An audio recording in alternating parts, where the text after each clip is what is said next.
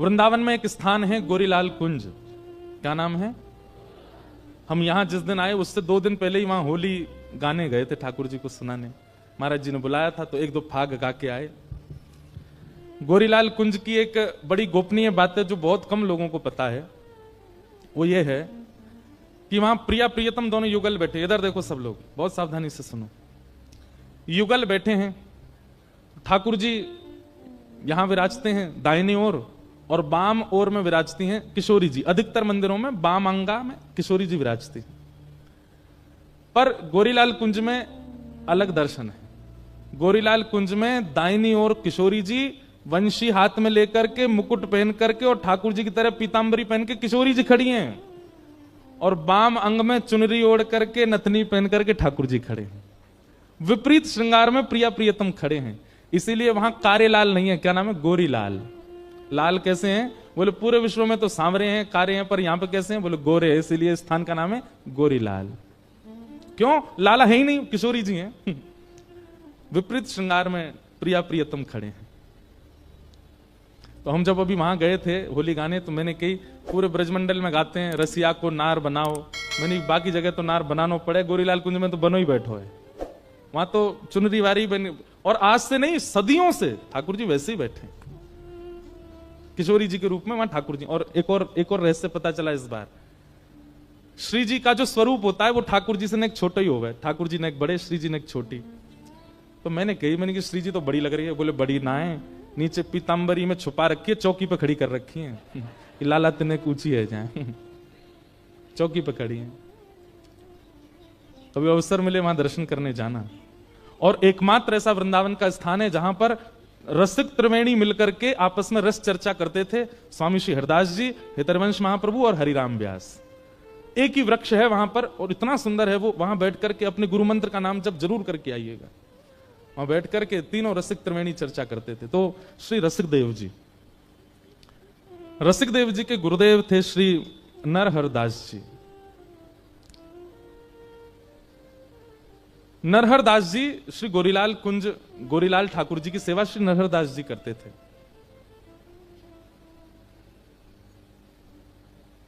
एक बार मैंने एक लीला सुनाई है कि एक बार श्री गोरीलाल कुंज में एक लीला हुई। और लीला कैसी हुई कि ठाकुर जी को दूध भोग पधराया गया, और दूध भोग पधरा के पर्दा करके आचार्य चरण बाहर आ गए।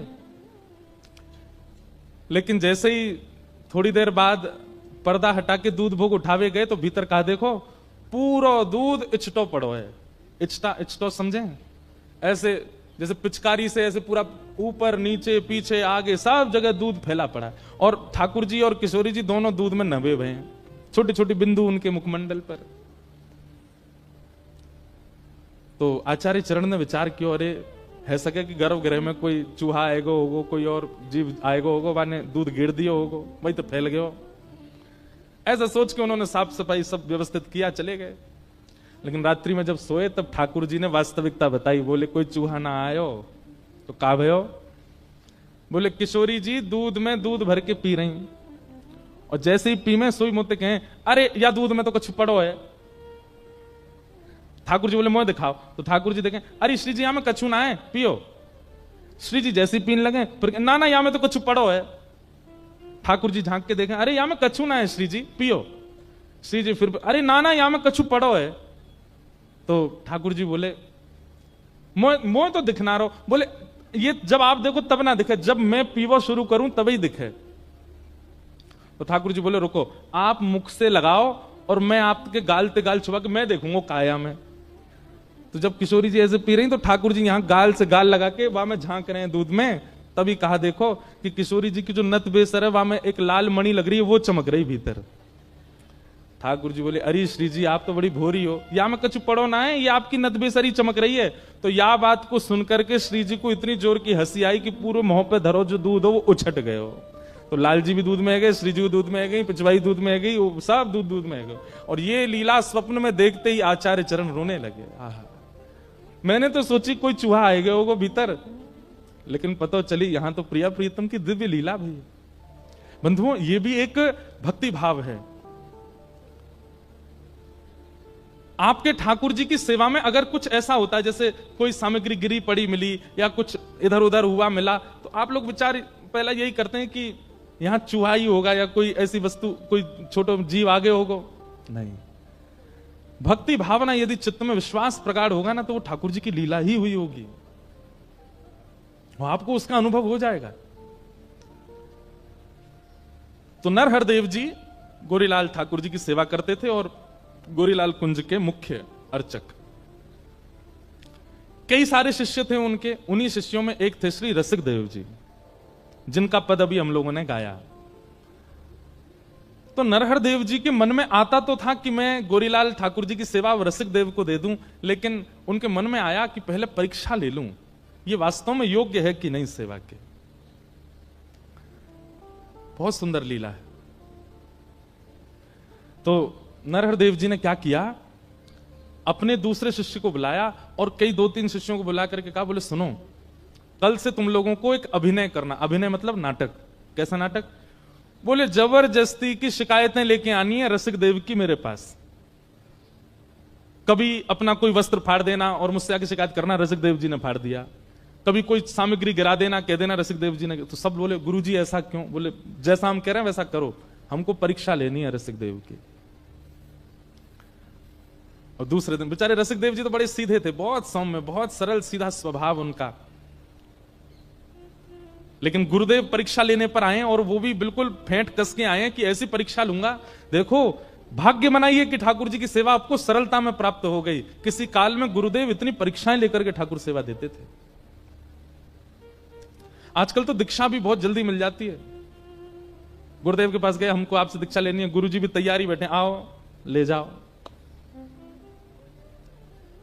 कल रात्रि हम एक घर पर गए तो वहां हमने एक बात कही कि पढ़ाई पूरी करके डिग्री ली जाती है कि डिग्री पहले लेके पढ़ाई की जाती है? बताओ। पढ़ाई पहले की जाती है ना। इसलिए पहले सत्संग खूब करो, जीवन में खूब श्रवण करो, खूब संत जनों की सेवा करो, खूब वृंदावन की सेवा करो, और उसके बाद जब तुमको लगे कि हां अब हम थोड़े पवित्र हृदय के हैं, तब गुरु दीक्षा लो। गुरु जी तो मना करेंगे नहीं, पर आपको विचार करना चाहिए, आप योग्य हो गए क्या? आप गुरु आज्ञा का पालन करने लायक बन चुके हो? तो नरहरदेव गुरुदेव ने मन बना लिया कि रसिक देव की हमको परीक्षा लेनी। और दूसरे दिन वही हुआ। अब कभी एक शिष्य आता, बोले गुरुजी देख लीजिए, रसिक देव जी को समझा लीजिए, इन्होंने जो है हमारा वस्त्र फाड़ दिया। और रसिक देव जी वहीं बैठे थे, और रसिक देव जी बोले मैंने कब फाड़ा? झूठ मत बोलो, तुमने फाड़ दिया, तुमने जोर से खींचा था उठा करके, और तभी ये हमारा वस्त्र फट गया। गुरुदेव देख लीजिए, इनको समझा लीजिए। लेकिन रसिक देव जी का स्वभाव ऐसा था, हो सकता है गलती से हमने कर दिया हो, हम भूल गए, हमने कब किया याद नहीं आया, गुरुदेव क्षमा प्रार्थी हैं, अब नहीं करेंगे। अब यहां गुरु दोनों बात कर रहे हैं, परीक्षा भी ले रहे हैं और शिष्यों को बता भी रहे हैं। उसकी सहनशीलता देखो। हम होते तो क्या करते? FIR दर्ज करवायाते दूसरे चेला के नाम, मुंह पे झूठा आरोप लगावे। और आजकल तो एक नया ट्रेंड चला, आजकल नहीं, चल तो बहुत समय से रहा है, भगवान की कसम तो यहीं धरी रहती जीभ पे आगे, किसी की कसम खिवा लो, भगवान तो बेचारे थर थर कांपते रहे, मेरी मत खा लियो भैया। अच्छा, लोग इतने विचित्र होते हैं, कई हमारे परिकर के भी हैं ऐसे, उनसे कहो हमारी सौगंध खाओ, आपकी नहीं खाएंगे लेकिन भगवान कसम खा रहे हमने नहीं। भगवान इतने सस्ते हैं, को पता है कि ठाकुर जी को तो कुछ कहना नहीं आके। लेकिन एक बात बताते हैं हम आपको, व्यास मंच पर बैठ करके कह रहे हैं, ये कसमों से होता तो होगा ही कुछ ना कुछ, पर ठाकुर जी की कसम यदि आप खाते हो, भले ही आप कितने भी सत्य हो, आप ठाकुर जी की कसम यदि खाते हो तो आपका प्रारंभ से लेकर अब तक जितना भजन साधन हुआ सब नष्ट हो जाएगा। ठाकुर जी की कसम मत खाइए, कभी भगवान की कसम नहीं खानी है। ये आज प्रण ले लीजिए, मैया की खा लो, पिताजी की खा लो, पत्नी की खा लो, बच्चन की खा लो, क्यों? अपने इनकी खाओ, ठाकुर जी उनकी नहीं। चाहे आप सत्य क्यों नहीं कह रहे हो तब भी नहीं। वो बात अलग है कि जब कोर्ट में जाते हैं तो फिर वहां तो फिर वही दरवाई दिए जाते हैं हाथ, वहां भी झूठ बोलते हैं लोग, गीता जी पे हाथ धर के भी झूठ बोल देते हैं। इसीलिए तो जेल होती है फिर उनका, क्योंकि सारा पुण्य नष्ट हो जाता है। तो रसिक देव जी का स्वभाव कैसा, उन पर झूठा आरोप लगाते हैं। गुरुदेव देखिए ये ऐसा करता है, रसिक देव जी बोले गलती से हो गया होगा। किया नहीं है रसिक देव जी ने, लेकिन कह रहे हैं ये कह रहा है तो सत्य ही होगा, कर दिया होगा मैंने। गुरुदेव क्षमा प्रार्थी, अब नहीं करूंगा। दूसरे दिन फिर कोई चेला ने आके शिकायत की, तीसरे दिन फिर कोई चेला ने शिकायत की। ऐसे इतनी शिकायतें हो गई, रसिक देव जी को खुद ही लगने लगा कि मुझ में अपराध है। और एक दिन नरहर देव जी गुरुदेव जो थे उनके, उन्होंने कहा, ए रसिक देव इधर आओ, तुम्हारी बहुत शिकायतें आ रही हैं हमारे पास, अब अगर एक भी शिकायत आई तो हमको कठोर नियम लेना पड़ेगा। बोले गुरुदेव मैं कुछ नहीं करूंगा। रसिक देव जी कुछ नहीं करते, सुबह स्नान करके एक कोने में खड़े रहते, भैया मुझसे पता नहीं कब अपराध बन जाता है, आज मैं कुछ नहीं करूंगा। उस दिन पूरे दिन कुछ नहीं किया। उस दिन भी गुरुदेव पर एक शिकायत पहुंच गई, देखिए रसिक देव जी ने हमारी ऊपर ना उठा के जो है मिट्टी में फेंक दिया। गुरुदेव ताम्र वर्ण, आंखें लाल, मुख लाल, बोले रोज तुम्हारी शिकायत आती है, रोज सब आके तेरी शिकायत करते हैं, तो एक काम कर आश्रम से निकल जा। रसिक देव जी हाथ पैर कांप रहे हैं, रो रहे हैं, बोले गुरुदेव मैंने अपराध किया, उसका मुझे दंड आप आश्रम में ही दे दीजिए, लेकिन मुझे दूर मत कीजिए, मैं आपको देखे बगैर रह नहीं पाऊंगा। एक बार को प्रिया प्रियतम के नित्य दर्शन ना हो मुझे स्वीकार है, पर मेरे गुरुदेव मुझे ना देखें ये मुझसे सहन नहीं होगा। गुरुदेव बोले सुन, हमारी आज्ञा मान और आश्रम छोड़ के चला जा, अभी जा। रसिक देव जी बोले गुरुदेव दूसरी बार कहना नहीं पड़ेगा आपको, मैं जाता हूं। और अपने सब गुरु भाई जो शिकायतें करते थे वो अंदर ही अंदर वे सब रो रहे हैं, क्योंकि रसिक देव जी ने कुछ किया नहीं, ये तो गुरुदेव करवा रहे हैं।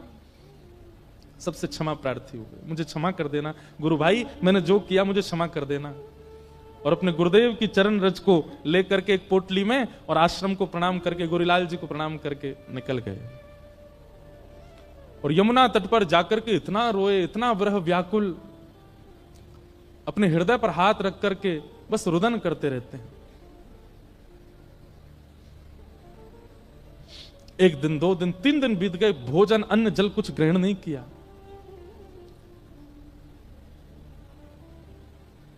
लेकिन रसिक देव जी के इतनी ख्याति थी कि उनके कई वैष्णव बाहर के ऐसे थे ब्रजवासी जो उनको घेरे रहते थे, तो वे सब लाते, उनको प्रसाद पवा देते, उनके वस्त्र धो देते, उनकी सेवा कर देते। पर रसिक देव जी व्याकुल पड़े रहते, मेरे गुरुदेव ने मुझे दूर कर दिया अपने से। नजरों से गिराना ना, चाहे जितनी सजा देना, नजरों से गिराना ना, चाहे जितनी सजा देना, नजरों से जो गिर जाए, नजरों से जो गिर जाए, मुश्किल ही संभल पाए, राधे तेरे चरणों की, श्यामा तेरे चरणों की, गर धूल जो मिल जाए, सच कहता हूँ मेरी तकदीर बदल जाए, राधे तेरे चरणों की। ये तो वही समझ सकता है जब कोई प्रेम करने वाला, अत्यंत प्रेम करने वाला आपसे नजर फेर लेता है, उस समय ऐसा लगता है असंख्य बाण मार दिए हो हम। रसिक देव जी की निष्ठा प्रिया प्रियतम में है, पर जितनी प्रिया प्रियतम में है उससे कई गुना ज्यादा अपने गुरुदेव में, और वो गुरुदेव अपने नजरों से आगे कर दें, और वो भी तब जब रसिक देव जी का कोई अपराध नहीं है। चले गए वृंदावन तट, यमुना तट पर बैठे हैं।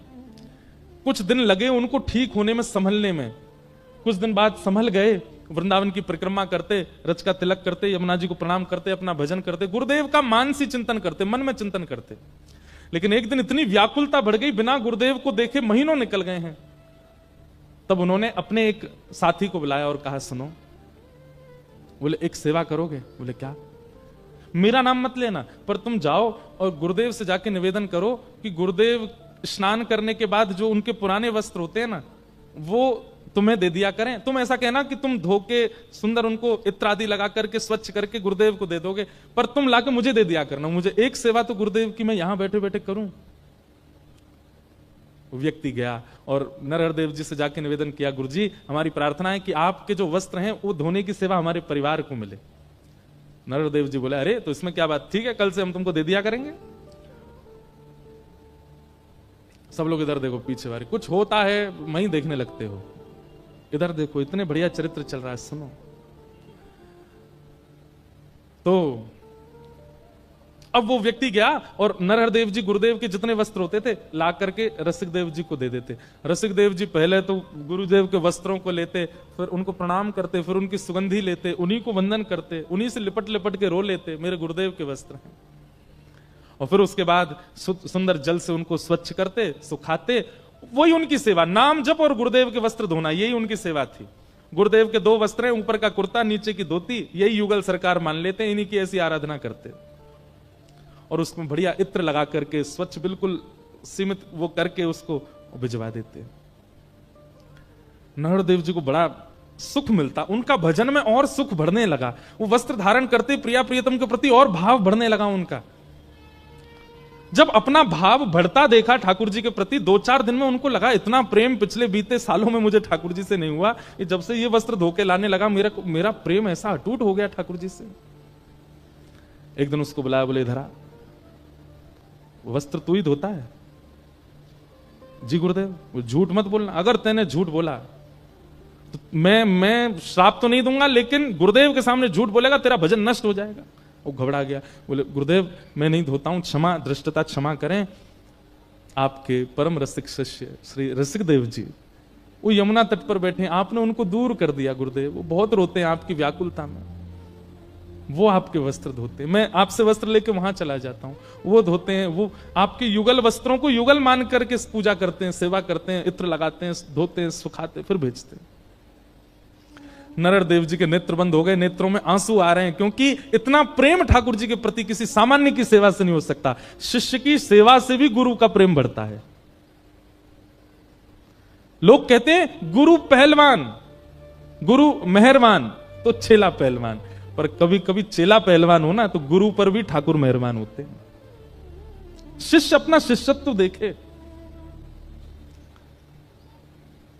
लेकिन नरहर दास जी ने अपने चेहरे, अभी परीक्षा पूरी नहीं हुई और महाराज उतार करके वस्त्र उसके मुंह पर मार दिए। बोले सुन, लेकर के जा और उसके मुंह पर मार करके बोलियो अभी तो आश्रम से निकलना, मेरी आज्ञा है, वृंदावन छोड़ के चला जाए, छोड़ दे वृंदावन। वो घबरा गया, बोले गुरुदेव ऐसा मत। बोले नहीं तो तुझे भी निकाल दूंगा, जाकर के कह दे उसको वृंदावन छोड़ के चला जाए। परीक्षा की पराकाष्ठा।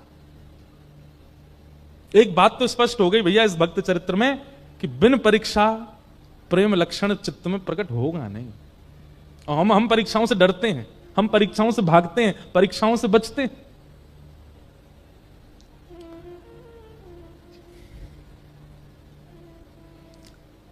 अब वो जो रोज गुरुजी के वस्त्र लाता था, आज वो रोता रोता रसिक देव जी तो प्रतीक्षा करते थे गुरुदेव के वस्त्र आ रहे होंगे, बड़े व्याकुल दौड़ करके आधे रास्ता में बोले आज तुम खाली आता है, वस्त्र नहीं लेकर के आए गुरुदेव के।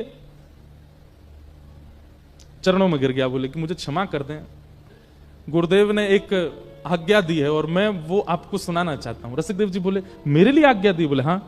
बोले क्या आज्ञा? बोले गुरुदेव कह रहे हैं कि आप वृंदावन छोड़ के चले जाओ।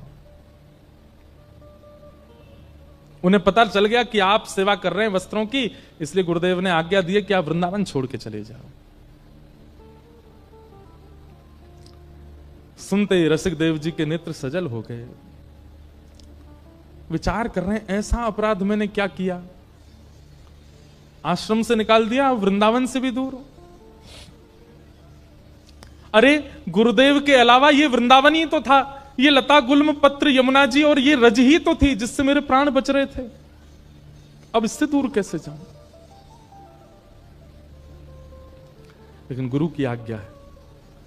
जो उनकी थोड़ी बहुत सामग्री थी उठा करके अपने कंधे पर टांग करके श्री रसिक देव जी वृंदावन छोड़ के चले गए। और वृंदावन छोड़ करके अब मथुरा में रहने लगे, कम से कम ब्रज में तो रहूं।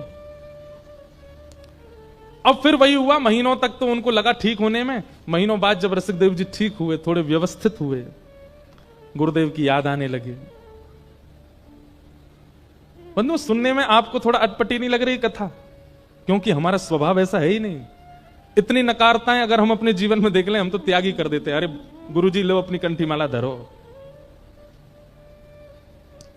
पर संबंध वो अच्छा जिस संबंध में हमारा सामने वाला चाहे जैसा हो, हम उसका त्याग ना करें। संबंध वो अच्छा।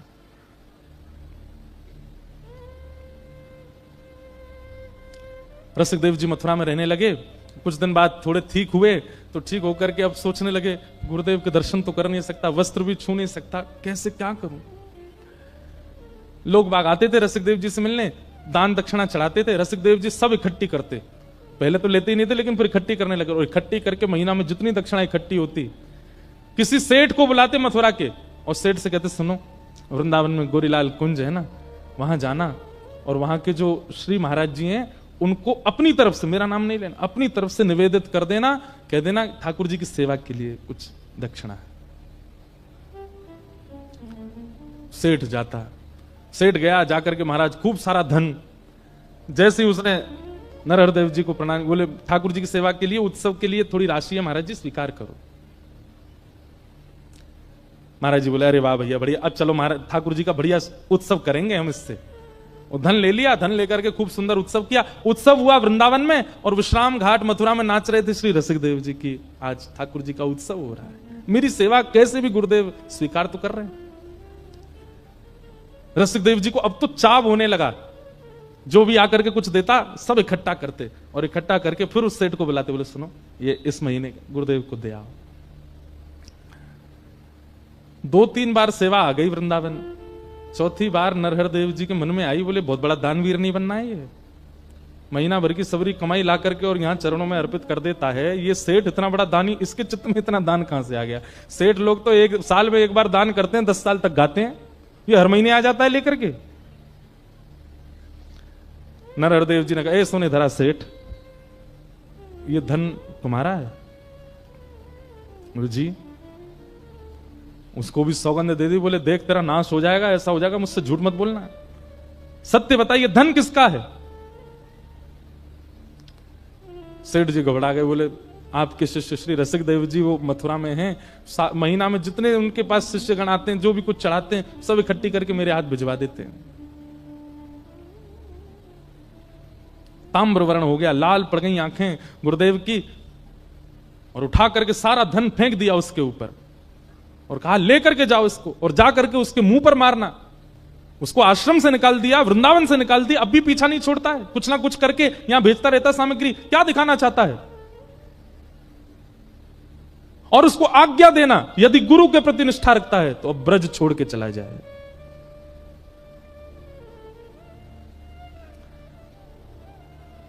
सेठ जी वापस गए और रसिक देव जी के चरणों में वह दक्षिणा अर्पित कर दी। बोले कि गुरुदेव बहुत नाराज हो गए, आज उन्हें पता चल गया कि आप सेवा भेजते हैं, और उन्होंने आज्ञा की है कि आज सूर्यास्त होने से पहले पहले ब्रज छोड़ के चले जाओ।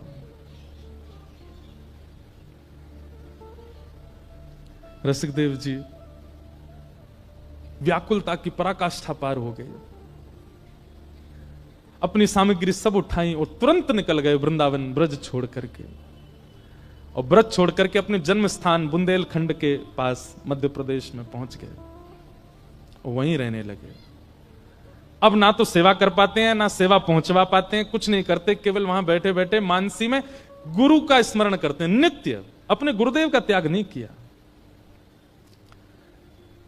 नित्य मानसी में प्रिया प्रियतम और प्रिया प्रियतम के चरणों में बैठे गुरुदेव, और इन तीनों की उपासना करते हैं श्री रसिक देव जी महाराज। अब तो वर्षों बीत गए, वृंदावन देखा भी नहीं रसिक देव जी ने। कुछ वर्ष बाद श्री नरहर देव जी बुंदेलखंड यात्रा पर गए, और जैसे ही बुंदेलखंड यात्रा पर गए तो पूरे बुंदेलखंड के वैष्णव समाज इकट्ठा हो गया, सबने खूब स्वागत किया। इतने बड़े रसिक संत आए हैं वृंदावन से। कुछ लोगों ने जाकर के श्री रसिक देव जी से कहा, बोले आपके गुरुजी आए हैं बुंदेलखंड, आप वृंदावन नहीं जा सकते, आपको अधिकार नहीं है, कम से कम यहां उनका दर्शन कर लीजिए, वो नगर भ्रमण पर निकले हैं, आप बाहर आ जाइए ना, हम लेके चलते हैं, आप दूर खड़े होकर ओट में से दर्शन कर लेना। रसिक देव जी रोने लगे, हाथ पांव चलाने लगे, बोले मेरा मन तो बहुत है कि मैं गुरुदेव को एक बार देख लूं, लेकिन मुझे भय इस बात का कहीं उन्होंने मुझे देख लिया तो वो प्रसन्न मुद्रा में होंगे, हंस रहे होंगे, कहीं मुझे देख करके उदास ना हो जाएं, दुखी ना हो जाएं, मेरे मुख से कहीं उनके चित्त पर मलिनता ना आ जाए।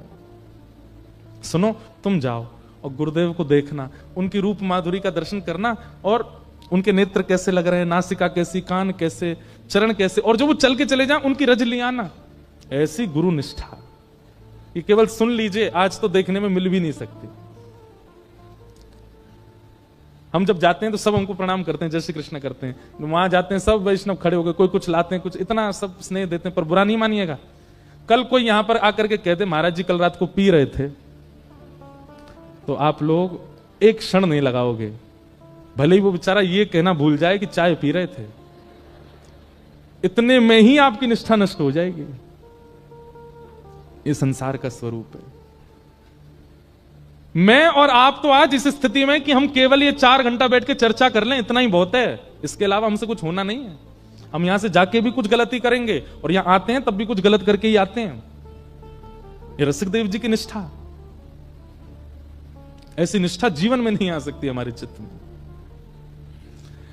अपने परिकर से बोलते हैं जाओ, गुरुदेव के नेत्र कैसे हैं, गाल कैसे हैं, कान कैसे, नासिका कैसी, और जब वो चल के चले जाए ना, उनकी चरण रज ले आना, मुझे बताना। परिकर जाता है, आकर के बताता, बोले गुरुदेव के बाल थोड़े से पक गए, गुरुदेव के नेत्र ऐसे हैं, गुरुदेव थोड़े वृद्ध हो गए, धीमे धीमे चलते हैं। सुन करके श्री रसिकदेव जी रोने लगे। रज जैसे ही आई, माथे से लगाई, कंठ पर लगाई, मुख में धारण कर ली, मेरे गुरुदेव के श्री चरणारविंद, चित्त से लगा करके पूरी रात चिंतन करते रहे। अब तो रसिकदेव जी की ऐसी स्थिति हो गई कि रसिकदेव जी अपनी कुटिया में बैठते हैं और नेत्र बंद करके अपने गुरुदेव का स्मरण करते हैं। वहां गुरुदेव के साथ क्या घटना होती है वो रसिकदेव जी को यहां बैठे बैठे दिखने लग जाता है। एक दिन बुंदेलखंड यात्रा पर रात में गुरुदेव स्नान करने के लिए ब्रह्म मुहूर्त में निकले, तो उस समय पे प्रकाश के लिए टॉर्च तो होती नहीं थी, तो दिया हाथ में लेकर के गुरुजी जा रहे थे, हवा जोर की चली, दिया बुझ गया, और दिया जैसे बुझा तो एक वृक्ष की टहनी थोड़ी नीचे थी, वो गुरुदेव के माथे पर लग गई, और जैसी लगी यहां ब्रह्म मुहूर्त में श्री रसिकदेव जी अपनी कुटिया में रोने लगे और माथा पकड़ करके कहने लगे, अरे कोई जाओ, मेरे गुरुदेव के माथे पर लगी है, अभी अभी एक टहनी लगी है। रसिकदेव जी के परिकर ने उनका हाथ जैसे दूर किया तो चोट लगी गुरुदेव को, पर रक्त निकला श्री रसिकदेव जी की। ऐसी स्थिति। लेकिन लोग जाकर के केवल कहते हैं नरहर देव जी की कैसी निष्ठुरता, इतने में भी रसिकदेव को स्वीकार नहीं कर रहे हैं। किसी ने जाकर के ये घटना सुना दी कि गुरुदेव आपके माथे पर लगी थी कल। बोले तुम्हें कैसे पता, मेरे साथ तो कोई था नहीं। बोले भगवान, आपका एक शिष्य बैठा है यहां से थोड़ी दूरी पर, आपके साथ कुछ भी घटना होती है उसे पता चल जाता है। परसों आपको एक बूढ़ी मैया ने गर्म दूध पिला दिया था, आपका मुख जल गया था। बोले हाँ, जला आपका मुख, छाले पड़े रसिकदेव जी के। बोले उसको स्वीकार कर लो। तुरंत अपना जो साथ में था कुछ भी उठाकर बोले भाग यहां से, उसका नाम मत लेना मेरे सामने आकर के। अब तो रसिकदेव नरहर देव जी के संग रहने वाले जो और शिष्य थे ना, उन सबको लगने लगा हमारे गुरुदेव की बुद्धि को क्या हो गया है। स्वयं कह करके उसकी शिकायतें करवा दी, हम लोगों से झूठी झूठी शिकायतें सुन करके उसको निकाल दिया, आश्रम से निकाला, वृंदावन से निकाला, ब्रज से निकाला, और अब भी उसको स्वीकार नहीं कर रहे हैं। ये चाहते क्या है? और इतने क्रोध में आ गए, रसिकदेव जी का नाम सुनते ही तुरंत शिष्यों से बोला अभी वृंदावन चलो, अब नहीं रहना यहां पर। शिष्यों में से भी कई लोगों ने कहा, बोलो गुरुदेव ऐसा स्वभाव आपका पहले तो नहीं था, आप ये किस प्रकार का व्यवहार कर रहे हैं रसिकदेव। बोले मुझे मत सिखाओ, चलो यहां से। बड़े बड़े संतों ने, बड़े बड़े आचार्यों ने, बड़े बड़े भक्तों ने जाकर के नरहर देव जी से कहा कि रसिकदेव को स्वीकार कर लो, पर उन्होंने नहीं किया। ऐसी परीक्षा तो किसी गुरु ने नहीं ली। नरहर देव जी वापस वृंदावन आए, और वृंदावन में जैसे गोरीलाल जी की सेवा में पहुंचे, तो अब तक तो और बालक सेवा कर रहे थे, आज जैसे ही आप स्वयं सेवा में गए तो आपने क्या देखा? भीतर विराजमान युगल सरकार प्रिया प्रियतम के नेत्रों से अश्रु गिर रहे हैं। नरहर देव जी ने तुरंत पर्दा किया, चरणों में गिर गए, बोले सरकार जय जय, आप क्यों रुदन कर रहे हैं? सेवा में कोई चूक हो गई, रसोई सिद्ध नहीं हो रही, आपके श्रृंगार में कोई कमी हो रही है, आप क्यों रुदन कर रहे हैं सरकार? प्रिया प्रियतम सचल हो गए उनके सामने और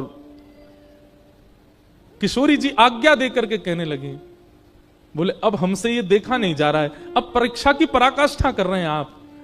इतनी परीक्षा तो कभी श्याम सुंदर नहीं लेते, इतनी परीक्षा की भावना तो कभी किसी देव चित्त में नहीं आती, जितने कठोर हृदय से आप रसिक देव की परीक्षा ले रहे हैं। हमारी आपसे प्रार्थना है रसिक देव को अब स्वीकार कर लो। नरहरदेव जी उठ करके नृत्य करने लगे, बोले मैं बस इसी की प्रतीक्षा कर रहा था कि आप कहो कि उसको स्वीकार करो। मुझसे सबने कहा, आचार्यों ने कहा, शिष्यों ने कहा, पर मैं रसिक देव की भक्ति आपके मुख से सुनना चाहता था। मेरे शिष्य की पराकाष्ठा, मेरे शिष्य का प्रेम कोई और मुझसे कहे, मुझे उसमें रुचि नहीं थी। मैं चाहता था कि प्रिया प्रियतम स्वयं एक दिन प्रकट होकर के कहेंगे कि रसिक देव जैसा शिष्य इसको स्वीकार करो, तब स्वीकार करो। ये परीक्षा इसी के लिए कर रहा था कि आप बोलो। आज नरहर देव जी का एक अलग रूप दिखा, जो इतने निष्ठुर, इतने कठोर हृदय के बन गए थे पिछले कुछ वर्षों में, आज वो द्रवित हृदय, इतने दिन का भरा था हृदय में, नेत्रों से अविरल अश्रुधार गिर रही है, और अपने सब शिष्यों से कहने लगे, मेरे प्राण, मेरे जीवन, मेरे अत्यंत प्रिय रसिक देव को कोई लेकर के आओ।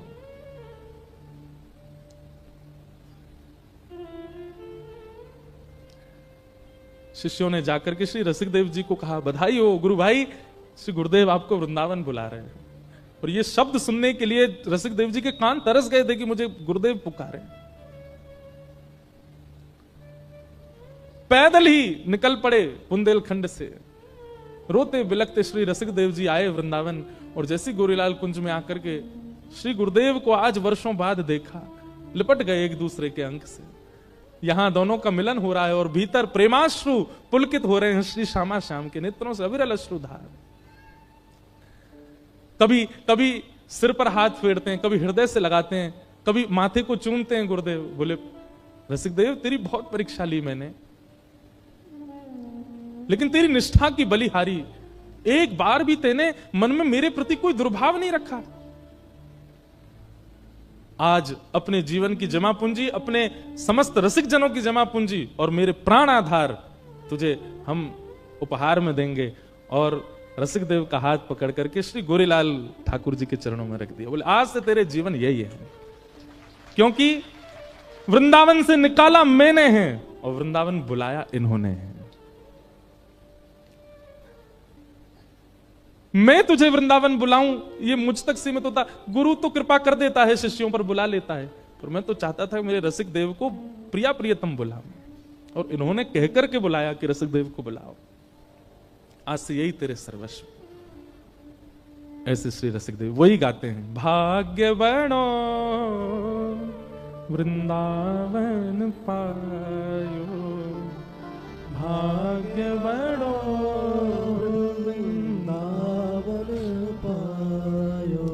श्री रसिक बिहारी की गति पाई, श्री रसिक बिहारी की गति पाई, रसिक बिहारी की गति पाई, रसिक बिहारी की गति पाई, धन धन लोक कहायो, धन धन लोक कहायो, कहायो, भाग्य बड़ो वृंदावन आयो, भाग्य बड़ो वृंदावन पायो। ऐसे श्री रसिक देव जी। तो मैं ये किस भाव से कह रहा था पूरी वृत्तांत को, कि हमें अवसर मिला है मानव देह, इस मानव देह के इस अवसर को व्यर्थ मत गवाइए।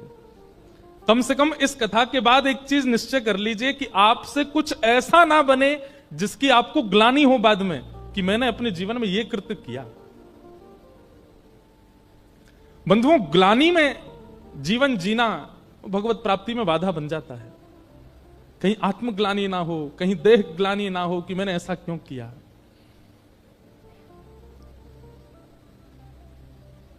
ये तो थी रसिकदेव जी की वाणी, लेकिन एक भाव हमारे लाल जी ने लिखवाया है, वृंदावन के प्रति कैसा होना चाहिए। राधे